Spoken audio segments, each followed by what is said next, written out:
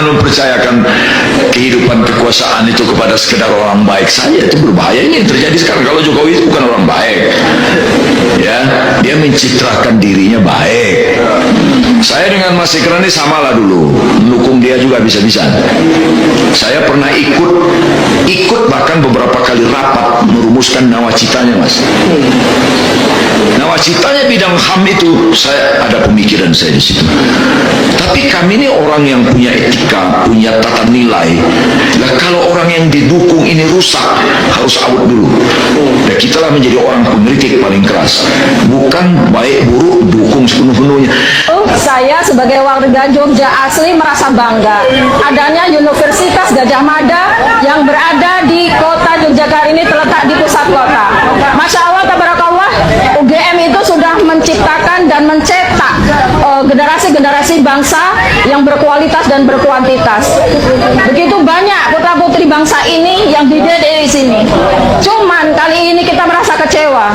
UGM telah ternodai, UGM turun marwahnya, UGM sudah menjadi suatu universitas tidak membela kejujuran seperti ini. Sebagai warga Jogja, kembalikan marwah UGM, kembalikan UGM, dan kejujuran itu mohon diberikan, kejujuran itu mohon diagungkan di sini, karena dengan kejujuran ini tentu bisa membuat negara ini menjadi lebih baik lagi. Akibat tidak kejujuran ini sudah membuat seluruh warga Indonesia resah hanya gara-gara hanya satu ijazah yang tidak patut kita banggakan, dan menjadi 10 kepemimpinan itu banyak sekali hal-hal yang tidak baik dilakukan. Sebagai warga Jogja tentunya merasa kecewa sekali adanya seperti ini. Dan satu pesan saya kepada Jokowi, jujurlah demi diri kamu, jujurlah demi anak keturunanmu, dan jujurlah demi seluruh bangsa Indonesia. Satu nasihat lagi, satu-satu nasihat yang terbaik untuk kamu adalah kematian kamu, karena setiap kematian itu akan mempertanggungjawabkan apa yang sudah kamu perbuat selama 10 tahun kepemimpinan, dan selama kamu menjabat menjadi penguasa negara ini, dan selama kamu menjadi manusia, semuanya ada hisabnya. Kematian adalah nasihat terbaik untuk kamu sebagai Jokowi.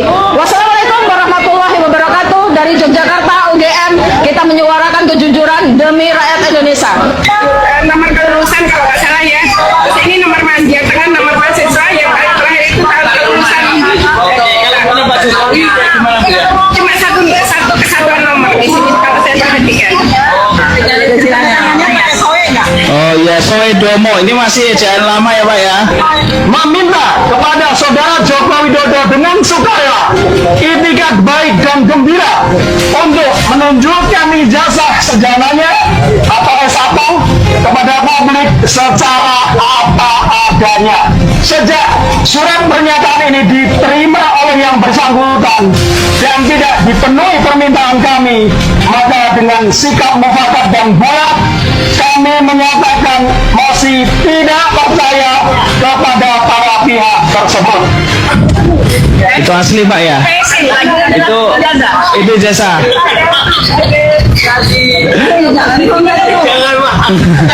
Asli ya Pak? Itu tahun berapa Pak? Oh,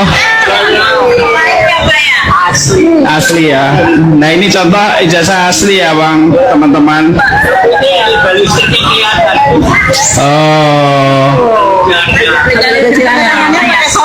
Oh ya, Soe Domo ini masih ejaan lama ya Pak ya? Oh, ini tahun berapa Pak? Saya tahun berapa ini? Ini kelulusan dulu.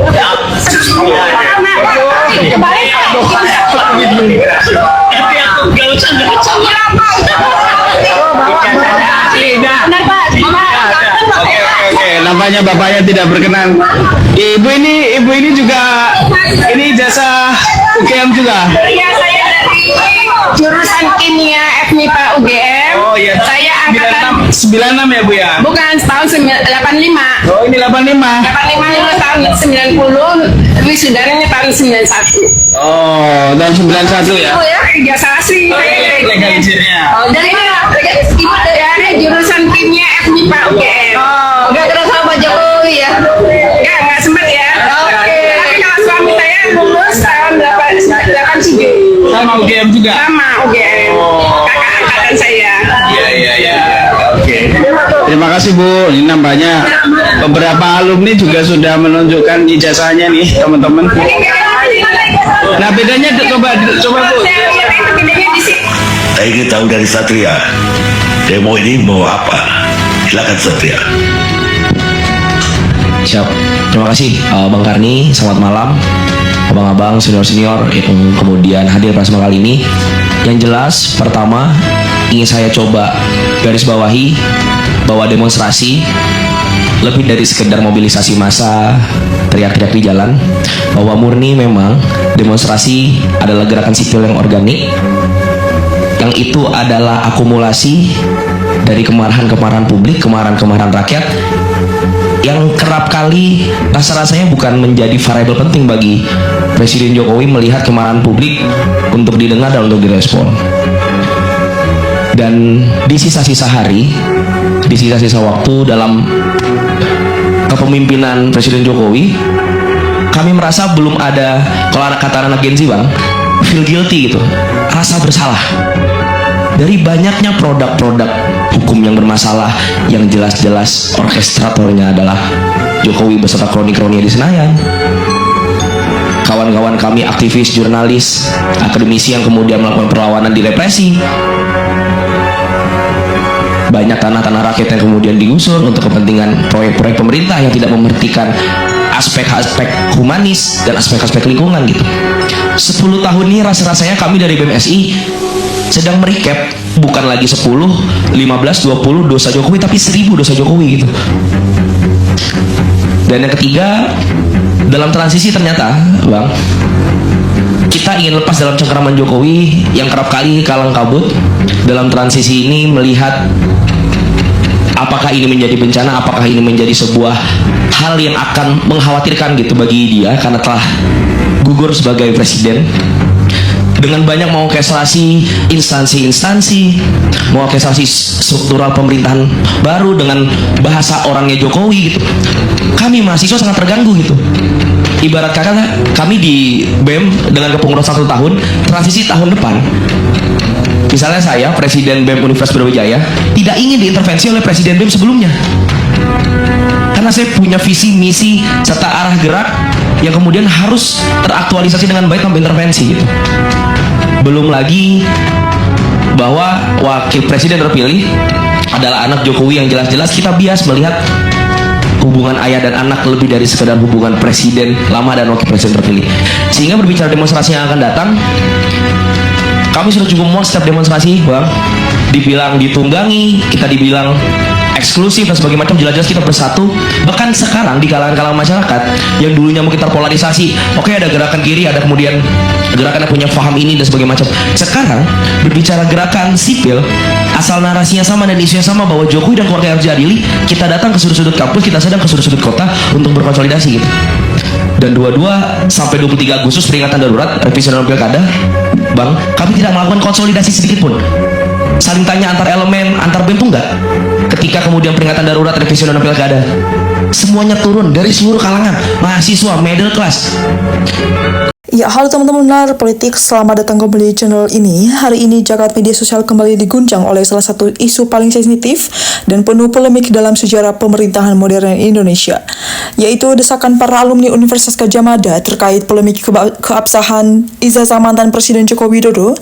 Atmosfer di ruang publik kini terasa kian memanas, mirip dengan situasi pengadilan di jalan di mana masa penuntut sebuah transparansi mutlak langsung dari pihak otoritas kampus, termaksud menuntut kejujuran dari Rektor UGM.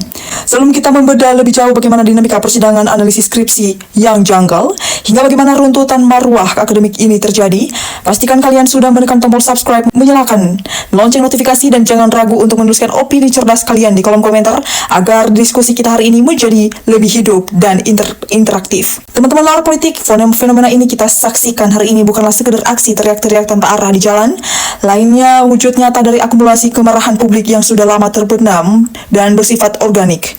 Suara kekecewaan ini salah satunya datang langsung dari para alumni asli Yogyakarta, dan lulusan UGM sendiri yang merasa bahwa marwah serta nilai kejujuran universitas tempat mereka bernaung kini telah terledai akibat ketidaktransparan dalam respon polemik ini. Otoritas kampus yang sebelumnya menjadi garda terdepan dalam membela nilai akademik formal dan objektivitas ilmiah dinilai justru terkesan ikut terseret dalam pusaran politik kekuasaan. Para demonstran menekan bahwa kepemimpinan sebuah bangsa yang besar tidak boleh diserahkan begitu saja kepada pencindera semata, melainkan harus dibangun di atas landasan integritas dokumen negara yang sah dan dapat dipertanggungjawabkan secara hukum. Dan teman-teman nalar politik, jika kita menilai lebih dalam ke ranah persidangan, dinamika yang terjadi justru semakin memicu tanda tanya besar di tengah masyarakat kontra. Alih-alih meredam spekulasi publik memamerkan ijazah asli wujud fisik yang memiliki segel, cap, serta materai sah di hadapan majelis hakim, pihak yang bersangkutan melalui kuasa hukum justru hanya memerankan salinan dokumen dalam bentuk cetak PDF hasil pemindaian atau scan. Tidak hanya itu, intervensi para tokoh analisis digital seperti Roy Suryo dan Dr. Tifa pun semakin memperkuat suasana setelah mereka membedah format skripsi yang dinilai tidak konsisten secara akademis, di mana terdapat percampuran antara ketikan komputer modern berjenis Times New Roman dan ketikan mesin tik manual dalam sebuah dokumen. Lebih mencengangkan lagi, hasil analisis data menunjukkan indikasi bahwa jejak digital dokumen elektronik skripsi tersebut baru tercatat masuk ke dalam sistem daftar elektronik UGM sekitar tahun 2018 hingga 2019 dan riwayat penyuntingan terakhir yang terdeteksi pada April 2025. Teman-teman nalar politik, mari kita bacakan komentar-komentar dari teman-teman kita. Ada yang berkomentar bahwa, waduh, terbukti ijazah Jokowi palsu memalukan, seret ke pengadilan, adilin Jokowi karena memalsukan dokumen negara. Ada juga teman-teman kita yang berkomentar bahwa ijazah Jokowi sepertinya palsu karena ada di foto bukan foto Jokowi, masih muda, tidak pernah berkacamata. Dan ada juga teman-teman kita yang berkomentar bahwa jika negara kita se-Indonesia berdasarkan hukum, siapapun yang melanggar hukum wajib terseret ke pengadilan hukum. Tidak mengenal mantan presiden atau siapa saja melanggar hukum wajib ditangkap. Ada juga teman-teman kita yang berkomentar bahwa sikat semua oknum konspirasi, mufakat, jahat, pemalsuan, kebohongan, menutupi pihak rektor dan dosen UGM, semua pelaku kebohongan.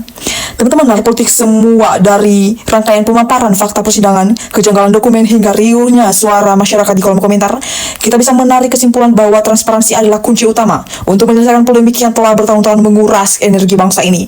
Kejujuran akademik dan ketegasan hukum harus diposisikan di atas segalanya kepentingan politik praktis demi menjaga akademi dan keadamaian serta stabilitas nasional kita di masa depan. Bagaimana tanggapan pribadi kalian mengenai isu yang sangat sensitif ini? Apakah kalian melihat kasus ini murni masalah penegakan hukum atau justru ada unsur politisasi yang sengit di dalamnya? Mari kita lanjutkan diskusi sehat ini di kolom komentar di bawah dengan bahasa yang santun dan argumentatif. Terima kasih telah menonton video ini sampai selesai. Jangan lupa untuk like, share, dan subscribe agar jangan ketinggalan informasi berikut. Dan sampai jumpa di video pembahasan menarik berikutnya. Salam NKRI, harga mati.